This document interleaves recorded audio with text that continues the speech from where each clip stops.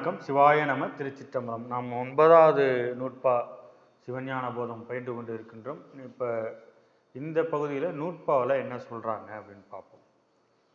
ஊனக்கண் பாசம் உணராப்பதியை ஞானக்கண்ணீர் சிந்தை நாடி ஊரார் துணை தேர்த்தன பாசம் ஒருவர் தன்னிழலாம்பதி விதி எனும் அஞ்செழுத்தே அப்படின்னு சொல்கிறார்.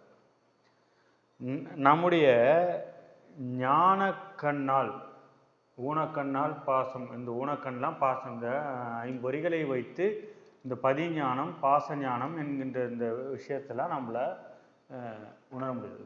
உங்களுக்கு பதிஞானம் தனியாக கிடைக்கும், அதை பற்றி தெரிஞ்சுக்கணும். ஆனால் பாசஞானம் உங்களுக்கு தெரியும், பசுஞானம் தெரியும். அப்போ இந்த ஊனக்கண் இந்த நம்முடைய ஞானக்கண்ணினால் உணர முடியாத பதியை ஞானத்தை கண்ணாக வைத்து பார்க்கும்போது தான் உணர முடியும் அப்படின்றார். இப்போ ஞானத்தை கண்ணாக கண் கொண்டு பார்க்கறது கிடையாது, ஞானத்தை கண்ணாக பார்க்கும்போது உணர முடியும். எப்படிங்க உணர முடியும்? ஊரார் துணை தேர்த்து என பாசம் ஒருவர். அது நம்மள அறிவில் இருக்கக்கூடிய இறைவன், இந்த ஊனக்கண் பாசம் உணராப்பதியை ஞானக்கண்ணில் சிந்தை நாடி இருக்கும் பொழுது இறைவன் நமக்கு காட்சி கொடுப்பார் அப்படின்றார். எப்படி?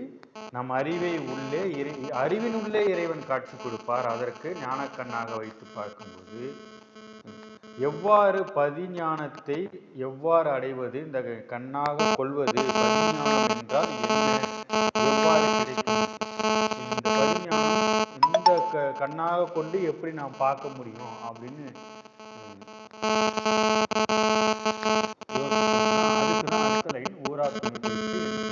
பாசம் ஒருவ அப்படின்னு 3வது லைன் சொல்றாரு. ஊரார் துணை தேர்த்துன்றது நிலை இல்லாதது. நம்ம இந்த சொல்லுவோம் இல்லையா, காணல் நீர் போல, கயிற்றில் பாம்பு போல, கிழிஞ்சில் வெள்ளி போல, இதெல்லாம் மாயா பொருள். இந்த உடல் நிலை நாம எது தேடினாலும் உடலுக்குள்ள தான் நம்ம முதல்ல தேடுறோம். இந்த உடல் நிலையில்லாதது, அழியக்கூடியது, காணல் நீர் போல, உதாரணமும் மாயையானது என்ற அறிவை சொல்லி சொல்லி சொல்லி சொல்லி இதை பண்ணும் பொழுது முதல்ல நமக்குள்ள இருக்கக்கூடிய இந்த வெப்பம் தனியும்.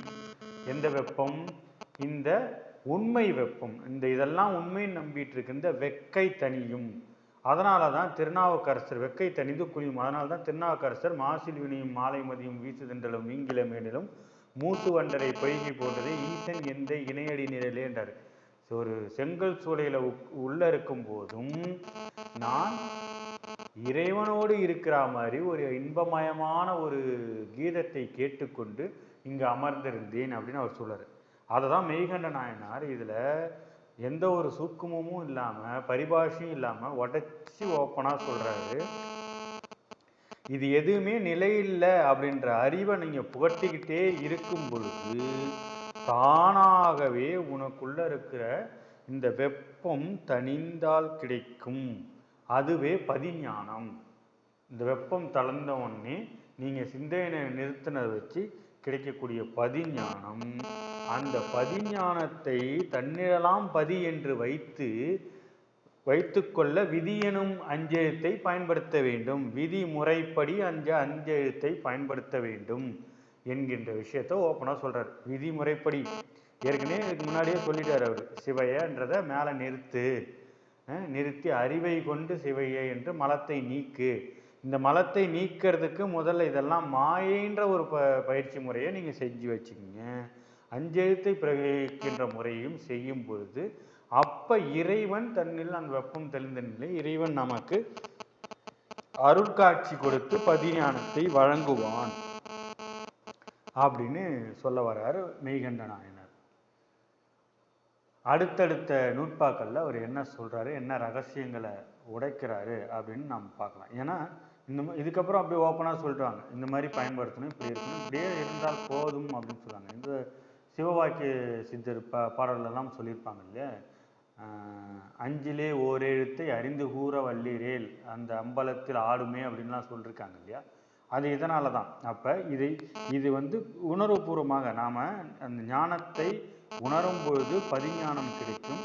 பதிஞானம் கிடைத்தால் அந்த அறிவை வைத்து நாம் அதை பயன்படுத்தும் பொழுது அதுக்கப்புறம் இதையெல்லாம் மாயா பொருள் அப்படின்ற அந்த உணர்வை மேற்கொண்டு வந்து கொண்டு இருக்கும் பொழுது உள்வெக்கை தணிந்து இந்த எல்லாம் உண்மை என்கின்ற வெட்கை தணிந்து அது நமக்கு இறைவனின் திருநடன காட்சியையும் இறைவனின் காட்சியை நமக்கு உணர்த்தும். அது பதிஞானம். அந்த பதிஞானத்தை பெற நீ இந்த 5 எழுத்தை சரிவர விதிமுறைப்படி பயன்படுத்திக்கோ அப்படின்னு சொல்லி முடிச்சிட்டார். தொடர்ந்து சிவஞான போதம் பயில்வோம், சிவனருள் பெறுவோம். நன்றி. சிவாய நம. திருச்சிற்றம்பலம்.